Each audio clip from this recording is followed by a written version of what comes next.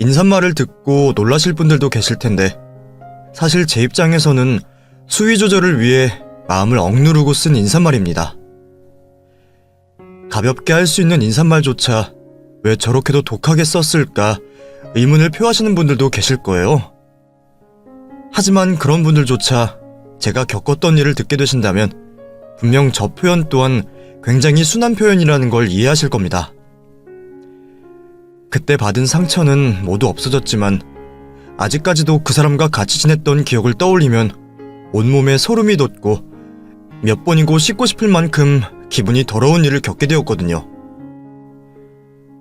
누구보다 믿고 누구보다 잘한다고 생각했던 사람에게 감쪽같이 속을 수밖에 없었죠.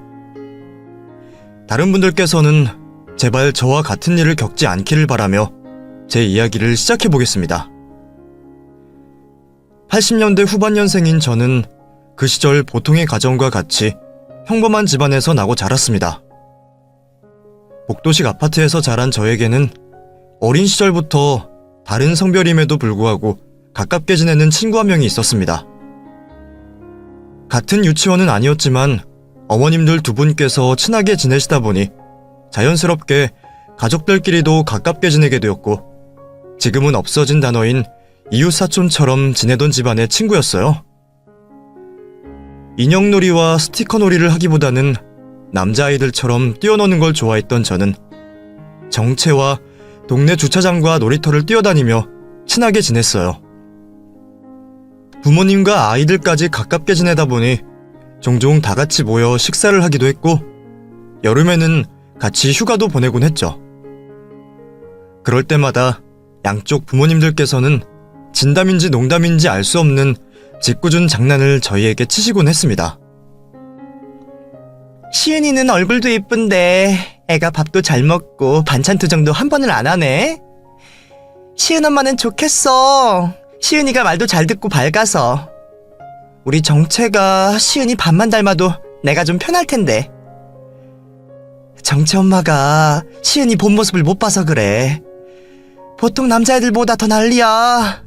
오히려 정체가 더 얌전한걸? 일주일만 시은이랑 같이 있어봐. 그러면 정체가 예뻐 죽을걸?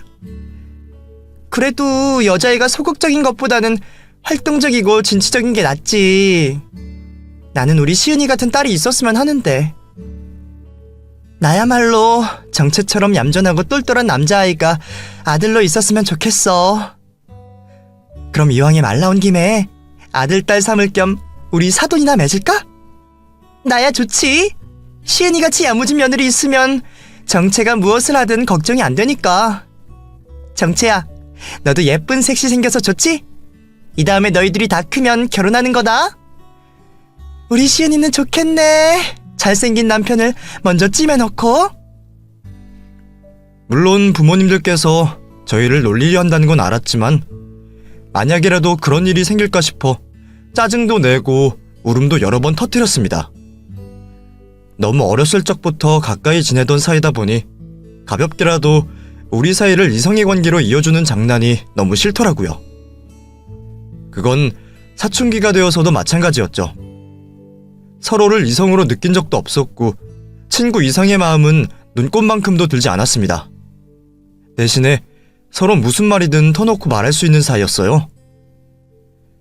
서로가 동성 친구보다 편하게 고민을 이야기할 수 있는 상대였고 서로 좋아하는 이성 친구의 마음을 해석하고 설명해주는 사이로 정체와 지냈죠. 학교에서는 제법 괜찮은 외모로 평가를 받고 있는 우리 둘이었지만 항상 서로를 무척이나 징그러워하며 친구보다는 남매처럼 툭탁툭탁거리는 사이로 지냈습니다.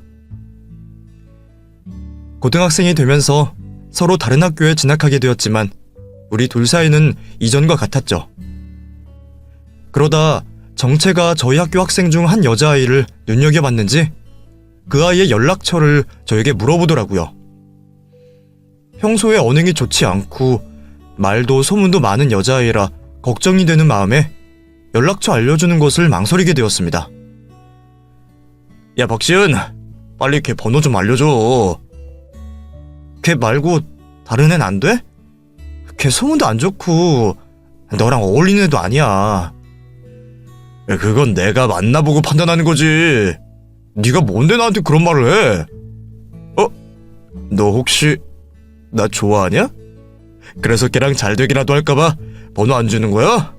오, 박시은! 뭐? 내가 미쳤냐? 줄게, 당장 줄게.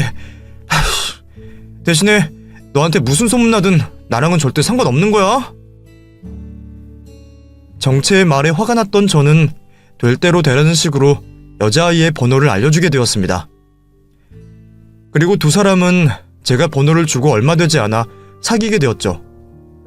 서로 잘 만나는 것 같아 아무런 문제가 없는 줄 알고 있었는데 갑자기 정채와 사귀던 여자애가 저에게 오더니 이상한 말을 하는 게 아니겠어요? 야, 박시은! 너 걔 그런 애인지 알고 나 소개시켜줬니? 뭐? 갑자기 찾아와서 무슨 말이야? 둘 사이의 일이면 둘이서 해결해야지. 왜 나한테 와서 난린데? 어쨌거나 너 때문에 걔랑 사귀게 된 거 아니야. 걔 원래 그렇게 변태처럼 구는 애야? 아직 정식으로 사귀는 것도 아닌데 그렇게 달려드는 놈이 어딨어? 무슨 소리야? 정채 말로는 너희 사귀기로 했다고 하던데. 사귀긴 누가 사귀고 있어. 그냥 서로 알아가는 단계였지. 너 설마 걔 성적 호기심 채워주려고 나 이용한 거니? 뭐? 너 정말 미쳤어? 솔직히 너 같은 애 정채에게 소개시켜주기 싫었어. 너도 알잖아. 너한테 어떤 소문이 돌고 있는지. 너 설마 정채를 꼬셨는데 넘어오지 않아서 이러는 거 아니야? 또 이상한 소문 날까봐 선수 치는 거 아니냐고. 주변 친구들이 말려서 그 여자아이와 다툼까지는 가지 않게 되었지만 저도 사건의 진실이 무엇인지 알고 싶었습니다. 그래서 학교를 마치고 정채에게 물어보게 되었죠. 야, 이정채, 내가 걔랑 사귀지 말라고 했지? 너 때문에 오늘 내가 무슨 일 겪었는지 알아? 너 솔직히 말해봐. 걔가 너한테 변태짓을 당할 뻔했다고 말하던데 그게 사실이야? 뭐? 변태짓? 무슨 소리야? 나야말로 걔가 먼저 내 몸을 만지려고 해서 뿌리쳤는데 그렇게 따지면 내가 성폭행 당한 거 아니야? 너는 어렸을 때부터 나를 봤으면서 그 말을 믿어? 안 믿지. 그래도 확실히 해야 할 거 아니야. 아이씨, 너 앞으로 진짜 조심해라. 또 똑같은 일 있으면 그때는 친구고 뭐고 없어. 피해를 당했다고 말하는 여자아이의 평판과 평소 언행이 워낙 나빠서 안 믿은 이유도 있었지만 제가 20년 가까이 봐온 정채는 절대 그런 행동을 할 친구가 아니었어요. 사춘기가 오면서 여자애들에게 관심을 가지긴 했지만 주위 다른 남자애들보다는 그 관심도가 월등히 낮았고 특히 여자애들에게 함부로 행동하는 애가 아니었거든요. 그런 이유로 여자아이가 자신이 피해자인 척한다고 생각했습니다. 대부분의 학생들도 여자아이에 대한 시각이 저와 비슷했고 평소 사교적이고 인기가 좋았던 정채가 그럴 리 없다고 다들 생각했죠. 이후에도 가깝게 지내던 정채와는 서로 다른 대학교에 진학을 하게 되었고 양쪽 집안 모두 이사를 가게 되면서 자연스럽게 멀어지게 되었어요. 물론 SNS 사이트로 서로가 올린 사진과 글을 읽으며 안부는 묻고 지냈지만 그마저도 얼마 지나지 않아 하지 않게 되었습니다. 활동적인 정채 주변에는 항상 여자친구들이 많아 보였고 저 또한 당시 남자친구를 사귀고 있던 중이라 괜한 오해를 사기 싫어서 조심스럽게 지내다 보니 연락이 소원해지게 되었죠. 그리고는 대학이라는 새로운 환경에 적응을 하며 바쁘게 살다 보니 서로의 존재를 잊고 살아가게 되었습니다. 가끔 엄마에게서 정채의 소식을 듣고는 했지만 그때도 별다른 생각 없이 흘려보냈던 것 같아요. 정채가 군대를 간다는 말을 엄마에게 들었을 때도 서로 아무런 연락을 하지 않았고 저 또한 그러려니 했습니다. 그러다 몇 년의 시간이 흐른 뒤 정채에게 연락이 왔어요. 그때는 제가 오래 사귀던 남자친구와 헤어지고 나서 홀로 이별의 아픔을 견디고 있을 때였죠. 오랜만에 정채의 연락이 반갑기도 했지만 남자친구와 헤어진 이별의 슬픔을 잊어보려 바쁘게 살아가던 때라 일부러 더 홀로 있는 시간을 줄이려고 정채와 바로 만나기로 약속을 잡게 되었어요. 오랜만에 보게 된 정채는 예전 호리호리하고 곱상한 얼굴에서 제법 남자티가 나는 얼굴과 몸으로 변해 있었어요. 처음에는 분명 즐겁게 술 한잔을 하며 서로 못 보고 지냈던 세월에 대해서 이야기하고 있었는데 어느새 제가 헤어진 남자친구 욕을 하며 말을 하고 있더라고요. 감정이 북받쳐 올랐던 저는 정채에게 기대어 울게 되었고 정채는 아무 말도 없이 그런 저를 다독여 주었습니다. 처음에는 제 감정에 집중해서 못 느끼고 있었는데 정채가 저를 감싸고 있는 게 갑자기 부끄러워지더라고요. 거기다 안 보는 사이 남성적으로 변한 모습 때문인지 조금 설레기도 했죠. 그날은 떨리는 제 마음을 잠시의 착각으로 느낀 채 정채와 헤어지게 되었어요. 그날 이후로 다시 이전처럼 자주 연락을 하게 되었던 우리는 서로의 집도 자주 왕래하며 다시 가깝게 지내게 되었죠. 정채를 만날 때마다 제 흔들리는 마음 때문에 착각이 아니라는 것을 알게 된 저는 조금 혼란스러웠습니다. 너무 어렸을 때부터 친구였던 정채에게 이런 마음을 가져도 되는지 모르겠더라고요. 괜히 제가 죄를 짓는 기분이었죠. 그런데 정채가 갑자기 저에게 고백을 해오는 거예요. 시은아, 혹시 너는 나를 어떻게 생각해? 단 한 번이라도 나를 친구 이상으로 생각해 본 적은 없니? 그게 무슨 말이야? 이런 분위기 도저히 못 참겠다. 실은 나 너 좋아해. 처음에는 오랜만에 보는 거라 반가운 마음에 생긴 착각이라고 생각했는데 계속 너랑 연락하고 만나면서 일시적인 마음이 아니라는 걸 알았어. 너는 한 번도 그런 생각 안 해서 당황스러울지 모르겠지만 나는 너를 좋아하는 것 같아. 그러니까 앞으로는 나를 남자로 봐줄래? 서로 마음이라도 통한 건지 정채는 저와 똑같은 마음을 가지고 있었습니다. 먼저 용기를 내어주는 모습에 저 또한 더는 숨길 필요가 없었고 저 또한 같은 마음을 가지고 있다는 걸 말하게 되었죠. 그렇게 저와 정채는 친구에서 연인이 되었습니다. 처음에는 친구로만 지내던 정채와 연인끼리 하는 행동을 하는 게 낯감지럽기도 했지만 점차 익숙해져 갔고 다른 연인들과 다를 것 없이 행복한 데이트를 즐겼죠.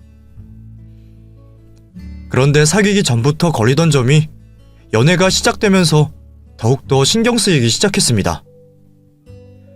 학창시절과 마찬가지로 사교적인 정채는 학교 동아리도 여러 개를 하고 있었고 대외 활동도 여러 곳을 하며 무척이나 바쁘게 살고 있었습니다. 그런 게 모두 다 이력서와 자기소개서에 도움이 되는 일이라 저도 불만은 없었어요. 문제는 모임이 있는 곳마다 있는 여자들이었죠. 정채의 SNS와 메시지에는 너무 많은 여자들의 관심이 있었고 제가 신경 쓰지 않으려고 해도 어쩔 수 없이 보였어요. 한번 신경이 쓰이다 보니 신경을 안 쓸래야 안 쓸 수 없었고 저도 모르게 정채와 연락을 하는 여자들의 SNS를 타고 들어가 확인도 하게 되었죠. 한눈을 팔 아이가 아니라는 걸 알았지만 불안한 마음은 어쩔 수가 없더라고요. 그런 저를 보고 정채는 눈치를 챘는지 진정성 있고 믿음이 가는 말을 만날 때마다 해주었습니다. 물론 그에 맞는 행동도 해주었죠. 그런 모습과 어린 시절의 정채를 믿고 저는 더 이상 불안해하지 않았어요.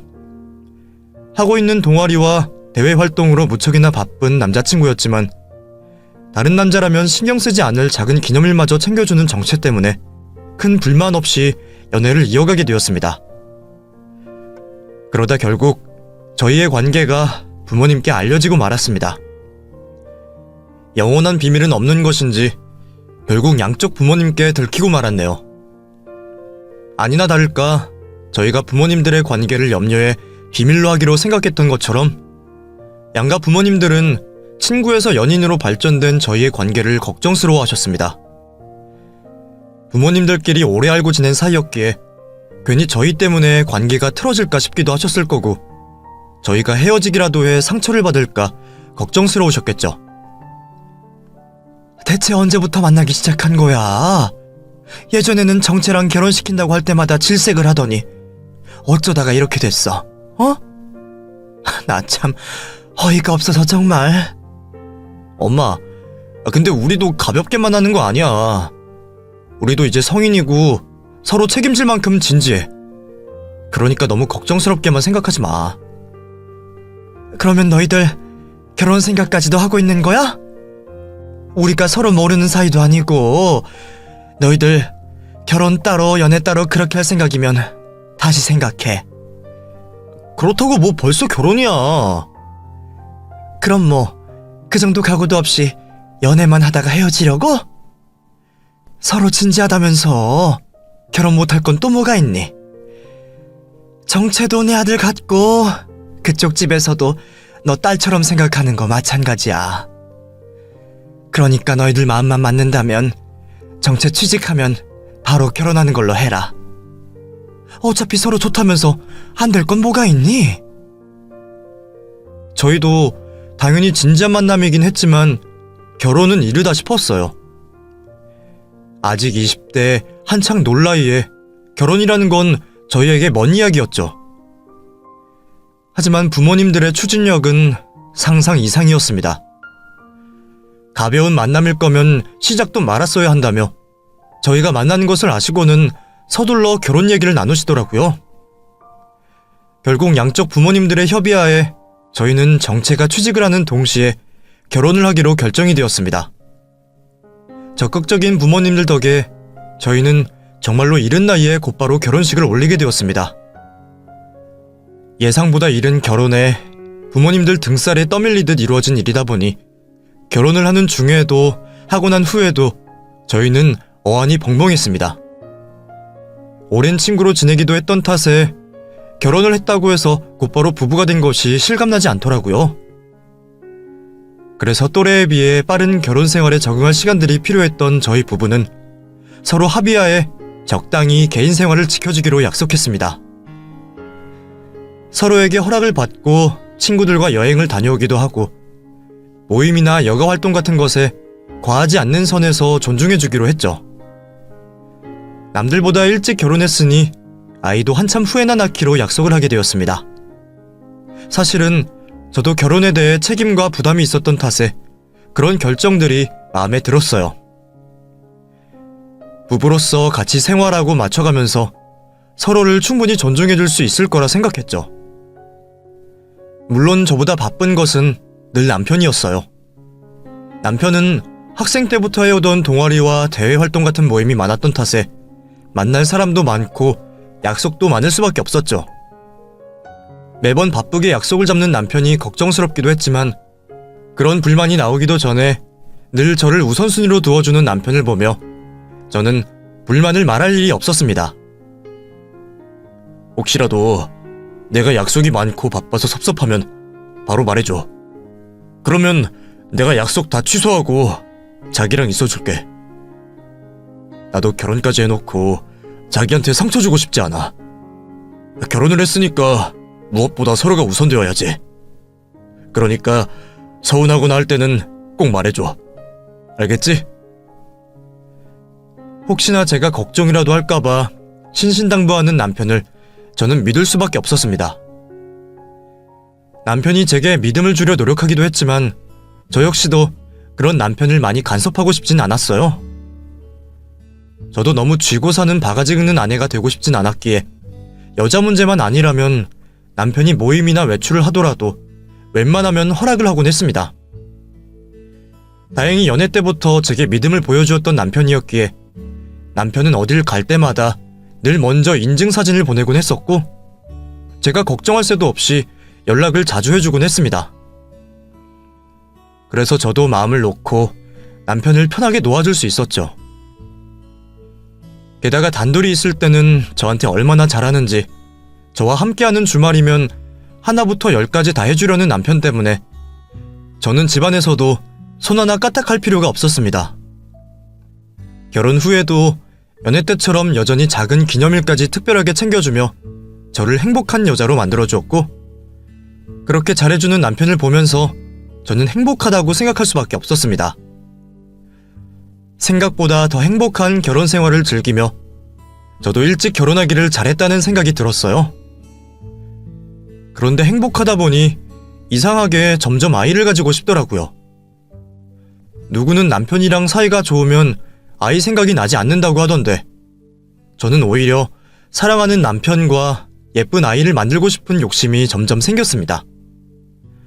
남편을 닮은 아들이나 절 닮은 딸이나 어떨지 너무 궁금해졌죠. 30쯤 임신 계획을 하자고 했었기에 신혼은 이만하면 됐다 싶었던 저는 남편에게 슬슬 임신 얘기를 꺼내게 되었어요. 여보, 우리도 이제 슬슬 아이 가질 때 되지 않았어? 아이? 글쎄, 아직은 좀 이르지 않은가? 우리 지금 좋잖아. 나는 둘만 있어도 좋아서 신혼을 더 즐기고 싶은데. 자긴 별로야? 물론 나도 둘만 있는 것도 좋은데 그래도 이제 때가 되지 않았나 싶어서. 원래 이쯤 아이 생각하기로 했었잖아. 그런데 시은아, 시간이 너무 빠르지 않니? 나는 우리가 결혼하는 게 엊그제 같아. 시은이 네가 아직도 연애 때처럼 예쁘고 그래서 그런지 아직도 한창 신혼 같거든. 솔직히 우리 둘 다 아직 젊잖아. 근데 시은이 네가 벌써 임신하고 엄마가 된다는 게 나는 좀 아쉽다는 생각이 드네. 내가 임신하는 거라면 자기가 좋다는 대로 하겠지만 결국 임신해서 고생하는 건 자기잖아. 근데 자기가 젊은 나이에 일찍 임신해서 고생할 생각을 하니까 나는 기대보다는 걱정이 앞서. 아이를 낳으면 다시는 못하는 일들이 많잖아. 더 이상은 둘만 있을 수도 없고 부모로서 포기해야 하는 일들도 많을 거야. 그건 내가 어떻게 해주지 못하는 일들일 건데 너무 급히 서둘러서 자기를 힘들게 하고 싶지 않아. 결혼을 했다고 해서 아내로서 엄마로서 매여있는 것보다는 조금은 자유로웠으면 좋겠어. 저는 그저 빨리 아이를 보고 싶은 마음에 거기까지 생각하지 못했는데 남편은 임신과 출산은 오로지 여자의 몫이라며 저를 위해서라도 임신 시기를 더 미루는 게 낫지 않냐 말해주었습니다. 아이를 낳기 전까지 제가 더 많은 것들을 누리며 지내길 바랐고 제가 좀 더 도전할 수 있도록 응원을 해주었죠. 저보다도 저를 생각하고 걱정해주는 남편에게 너무 고마웠어요.